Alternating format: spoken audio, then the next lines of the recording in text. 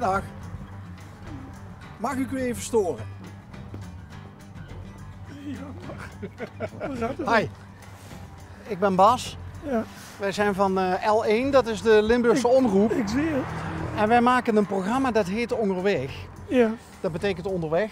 En dat is gebaseerd op toevallige ontmoetingen. oké. En wij rijden u net voorbij. En u zit hier zo helemaal in uw element. Ik ben aan het wachten op meneer van hier. Ik heb een afspraak om een paar onderdelen te halen. Voor Dus- deze motor. Nee, voor precies zo'n auto wat daar om de hoek staat. Die ben ik aan het restaureren. We hebben ooit eens een keer een vergelijkbaar... Ja, maar dat was er eentje van Russische makelij. Nee, dat is geen Russisch. Nee, ik zie wat het is. Die komt uit Zweden. Ja, zo een heb ik ook. Oeh. En ik heb binnen in de loods staat nog de cabine van mijn auto. Alleen de onderkant die ben ik nou bij een andere werkplaats. Ben ik die nou aan het restaureren.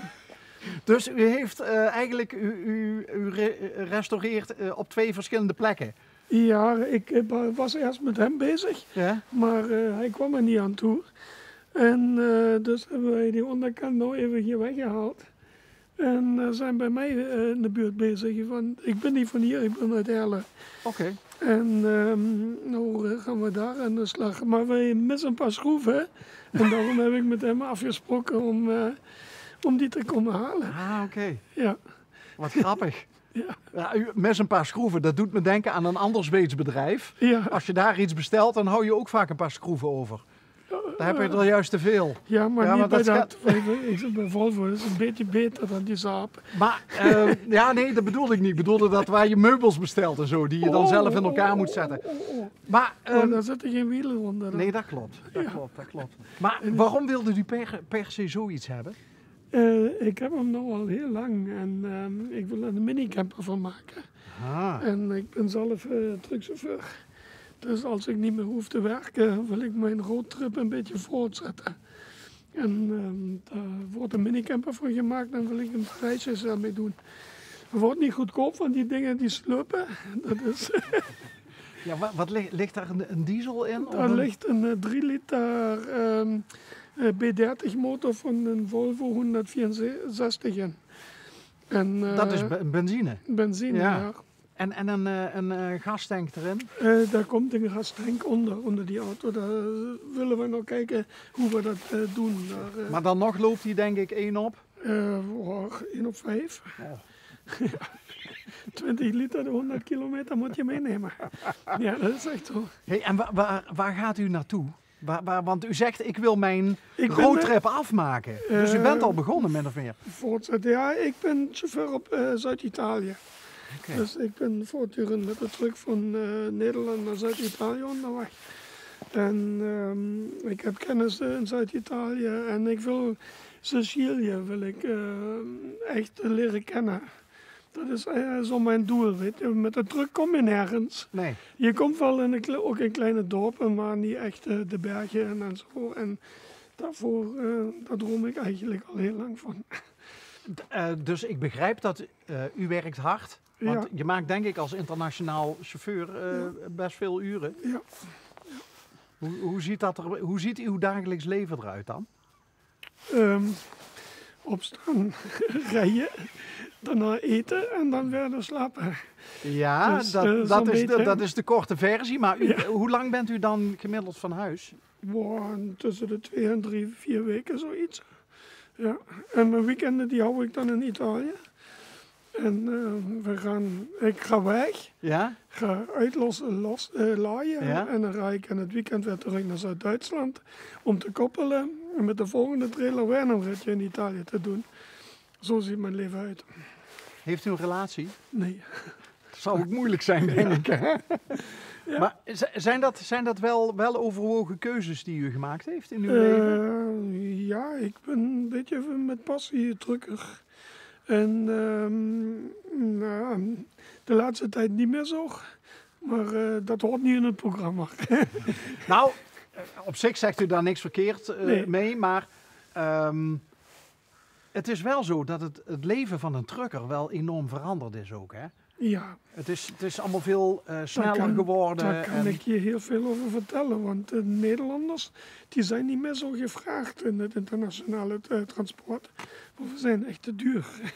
Oh, En de mensen die nou nog internationaal rijden, die hebben een witte kentekenplaat en komen uit ver weg staan. ja. En omdat ze goedkoper zijn en omdat het werk de Nederlander eigenlijk ook niet meer wil doen. En die twee redenen. Waarom bent u trucker geworden? Laten we even teruggaan naar de basis. Want u zegt, ik ben een trucker uit passie. Ten eerste, vroeger kon je daar veel geld mee verdienen.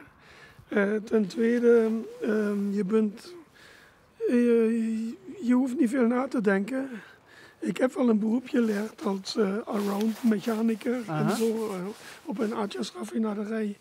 Maar ik vond dat altijd spannend onderweg te zijn.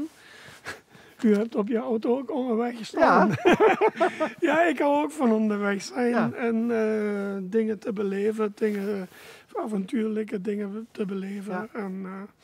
Ja. En zo maar u doen komt we. uit Heerlen, hè? Ik kom uit Heerlen, ja. U kent het programma niet? Nee, ik Nee? ken het niet. Nou ja, wij maken ooit, niet zo ver weg, want wij blijven binnen de provincie. Ja. Maar wij maken ook de meest onvoorstelbare dingen mee. Oké. En ik spreek even voor mezelf. Ik maak dit programma ook vanuit een passie. Ja, Ik snap heel goed dat u vanuit die passie bent begonnen in dit vak. ja. Kunt u ja, ik ben dol op verhalen, daarom maak ik dit programma ook. Ik heb nog iets anders leuks te vertellen, waar je waarschijnlijk dol op bent. Nou? Waar ik waarschijnlijk ook een klein beetje reclame voor kan maken. Als het maar geen commercieel iets is, want we mogen geen reclame maken. Is nu zo erg Nee? commercieel.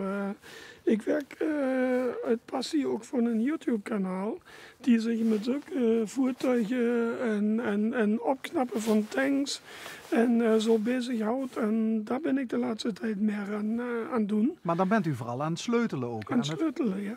Want dat is mijn tweede passie, sleutelen. Dus dat is Master Nilo. Oké. Het is een YouTube-kanaal waar ik op ben gestoten omdat hij een tank van Saddam Hussein uit de Golfoorlog heeft opgeknapt. En dat ben ik gaan volgen en op een gegeven moment ben ik via bij hem terechtgekomen. En nu ben ik al sinds 3 jaar regelmatig bij hem ook in het programma te zien. Oh, dus u bent Eerst, hij is ook bekend van, ja dan niet van, wij komen met dit programma ook op YouTube. Ja. Maar u bent dus regelmatig te zien in dat YouTube-programma. Ja. Oh, wat grappig. Ja. Hoeveel viewers heeft hij? Boah, ik denk dat die heeft 2 kanalen. En eentje, dat is bijna 1 miljoen volgers en de andere bij 600.000 volgers of zo. Dus, Hij staat te knikken. Daar komt die meneer met die Goeiedag. schroeven. Oh, ja. Hallo. Ja, wij staan hier. Ik hoop dat je het niet erg vindt. Nee, zeker niet. Nee? Maar we stonden hier nou net, dit man, het boeiende verhalen. Ja, Want dat verhaal kent hij natuurlijk ook van die tank dan, of hij niet? kent mijn verhaal. Dus, Maar waar staat dat ding dan, die tank, die uit het regime van Saddam Hussein? Het is in Balen-Nassau.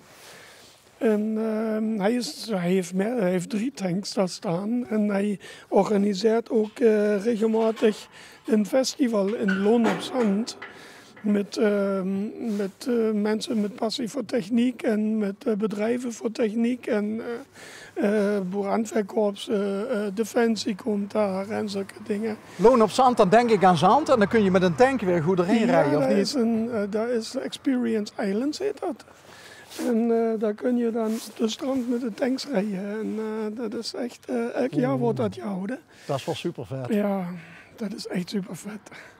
En daar gaat nog zo'n beetje mijn passie uit. Meer weg van de truck, maar meer van de techniek Maar ja, en sleutelen. u bent een beetje over aan het Ja, ik schakelen ben net al. aan het shiften zo'n beetje. Dus ja, wat dat- ik net zei, ik ben een beetje op aan houden nou met trucken. Want Nou, ik heb altijd veel respect voor mensen die de moed hebben, het lef hebben, om het roer om te gooien. Ja, dat ben ik net aan het doen. Ja. Maar ik zie u ook, waar bent u met dit ding allemaal geweest? Want ik zie u zo door Zuid-Amerika rijden. Met die ben ik nog niet ver weg geweest. Oké. Dus, nee, maar ik ben met de truck ver weg geweest, maar niet met...